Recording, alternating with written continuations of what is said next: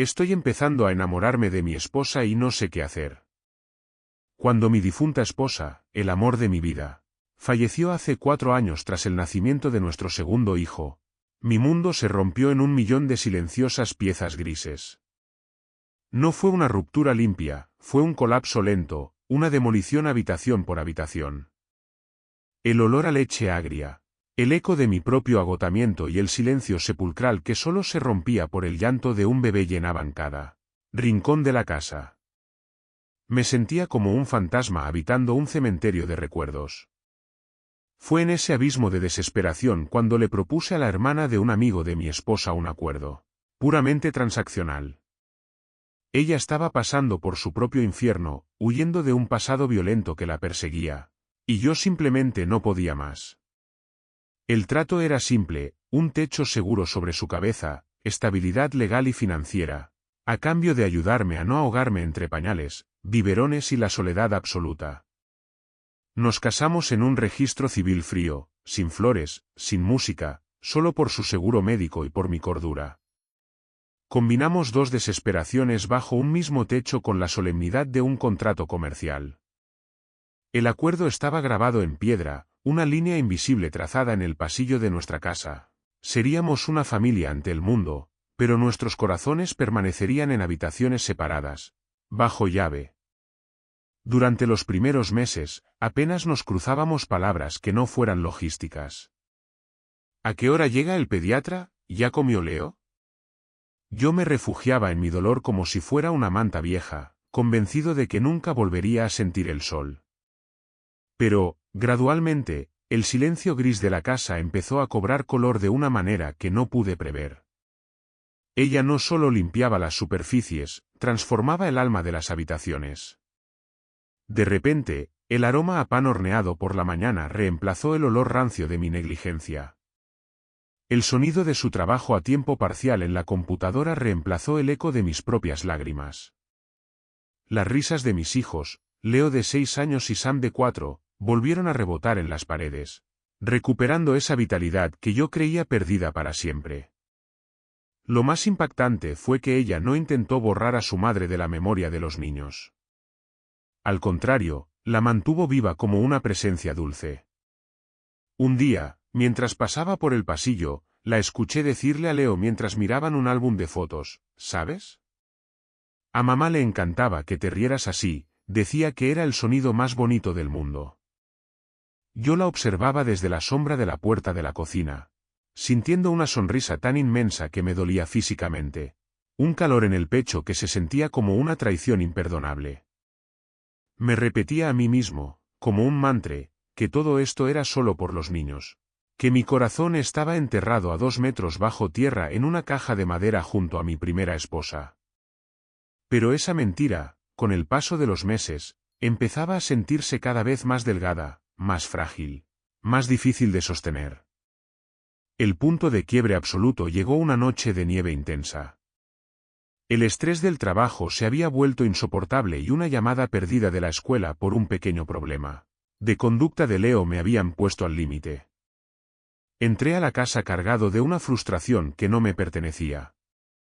Ella había olvidado comprar leche para el desayuno del día siguiente, algo insignificante, pero yo exploté. Le grité. Solté palabras hirientes sobre la responsabilidad y el orden, pero al ver su rostro, el mundo se detuvo. Su cara se contrajo, no con la ira de alguien que quiere pelear, sino con un miedo profundo y antiguo, un miedo que me recordó instantáneamente por qué ella había buscado refugio en mi casa. Había despertado sus fantasmas. El arrepentimiento fue una puñalada instantánea. Me quedé en silencio, esperando que me gritara, que me echara en cara mi crueldad o que se fuera de la habitación. En cambio, en el silencio de esa cocina iluminada por una luz fluorescente fría, ella se acercó lentamente y simplemente tocó mi brazo. Su mano estaba tibia. ¿Estás cansado?, me preguntó en un susurro cargado de una compasión que no merecía. Ese tacto envió una descarga eléctrica por todo mi cuerpo que no tenía nada que ver con nuestro acuerdo legal. En ese momento, la vi. No como una empleada, no como la hermana de un amigo, no como un trámite migratorio o un seguro médico. La vi como la mujer que estaba manteniendo mi pecho unido, evitando que mi alma se desparramara por el suelo. Y el pánico que sentí en ese instante fue puro y absoluto terror. Después de aquella noche en la cocina, el aire entre nosotros cambió por completo. Ya no podíamos fingir que éramos dos extraños compartiendo una hipoteca. Empecé a notar cosas que mi duelo autoimpuesto me había impedido ver durante años.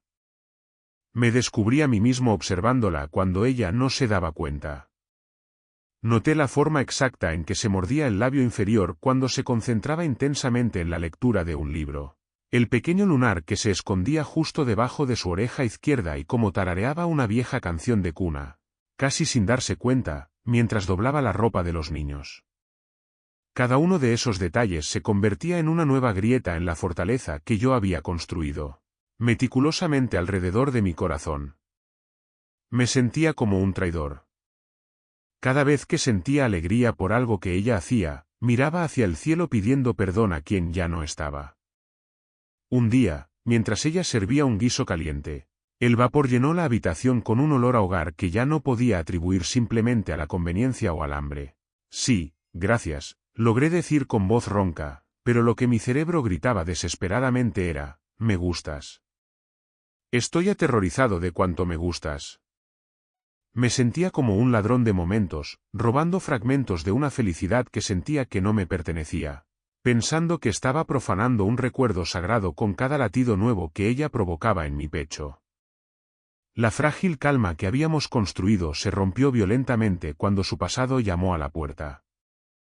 No fue una persona física, sino un mensaje de texto.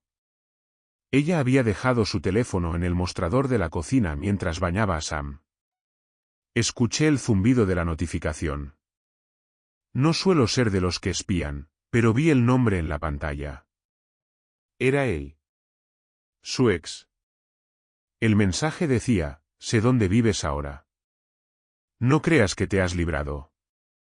No lo pensé. No hubo lógica ni contrato que me detuviera. Simplemente reaccioné. Sentí una furia primitiva recorriéndome las venas, un instinto de protección casi animal sobre mi territorio, sobre mis hijos y sobre ella. Cuando salió del baño, la confronté.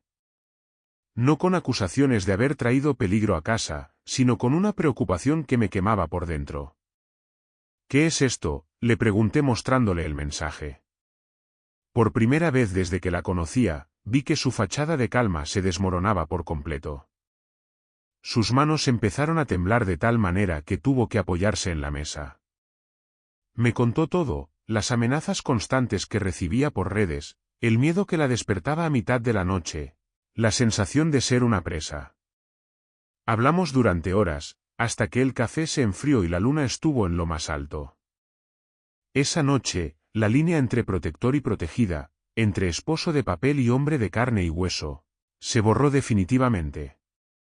Me di cuenta de que la idea de que alguien le pusiera un dedo encima era tan insoportable como la idea de perder a mi primera esposa de nuevo. No era solo deber, era algo mucho más profundo y peligroso. Pasó una semana de tensión constante.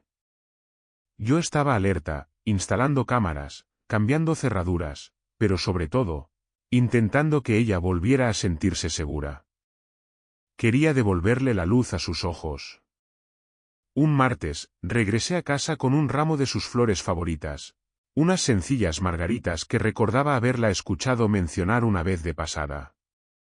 Sus ojos se abrieron de par en par, sorprendidos, y luego se inundaron de una emoción que en ese momento no supe descifrar. Me dio las gracias con la voz quebrada. Se acercó a mí y, por un instante, el tiempo se detuvo. Pensé que me daría un abrazo fraternal, como los pocos que habíamos compartido en funerales o cumpleaños. Pero no. Se puso de puntillas, cerró los ojos y presionó sus labios contra los míos. Fue un beso rápido, casi casto, pero para mí fue como una explosión. Encendió cada terminación nerviosa de mi cuerpo que yo creía muerta. Se apartó de inmediato, con las mejillas encendidas de un rojo intenso, Y se apresuró a poner las flores en un jarrón, moviéndose con torpeza, actuando como si nada hubiera pasado. Pero todo había pasado. El pacto estaba roto en 1000 pedazos. Las reglas que nos mantenían seguros habían sido pulverizadas por un beso de 3 segundos. Yo sabía que tenía que hablar. Si guardaba la verdad un minuto más, sentía que me consumiría desde dentro, quemando todo lo que habíamos construido. Tomé una decisión.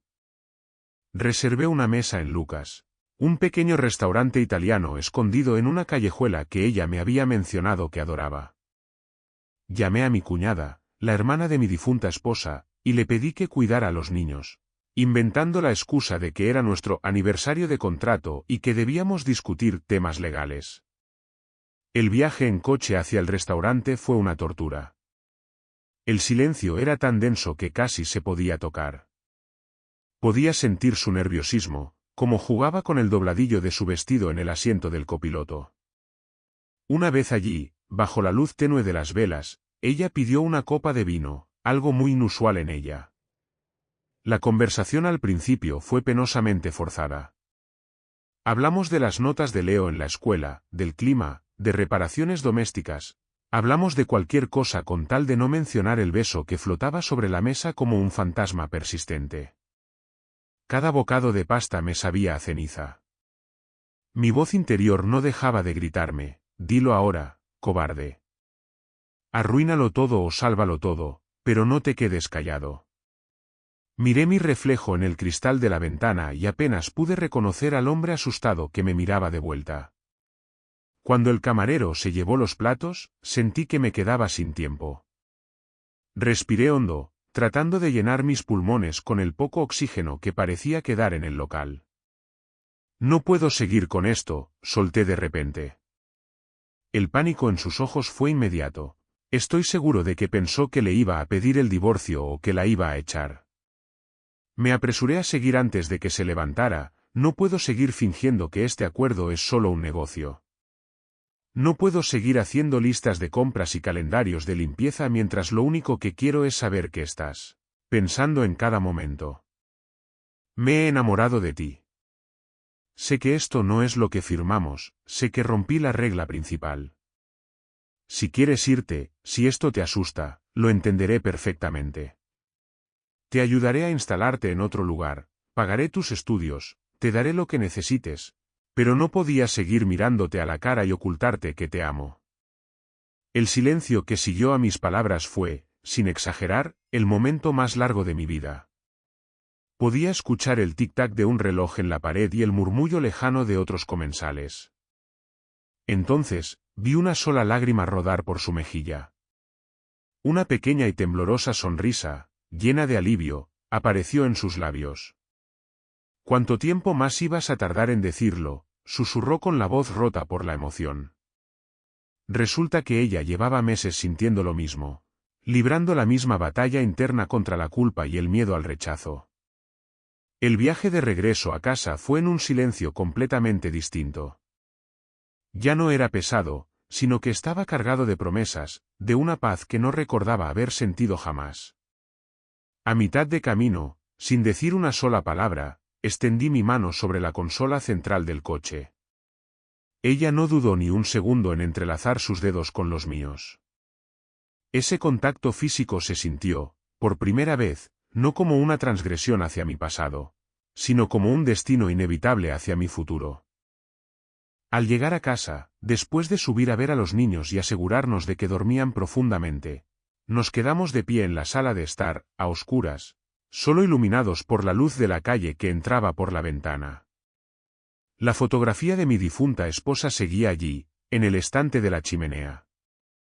La miré fijamente, y para mi sorpresa, no sentí ni una pizca de esa culpa lacerante que me había perseguido durante 4 años. Sentí una armonía extraña, una especie de bendición silenciosa que emanaba de su sonrisa en la foto, como si ella, desde donde estuviera feliz de que sus hijos volvieran a tener un padre vivo y una madre que los amaba. Miré a esta mujer increíble, a mi esposa, la mujer que había rescatado a mi familia del naufragio y que, sin que yo me diera cuenta, también me había rescatado a mí. Entendí que amarla no significaba olvidar a quien perdí. No era un reemplazo, era un nuevo capítulo, una nueva forma de luz. Me acerqué a ella, la abracé con todas mis fuerzas, y por primera vez en 4 años, apoyé la cabeza en su hombro y suspiré con el alivio de quien finalmente, tras una tormenta eterna, ha llegado a casa.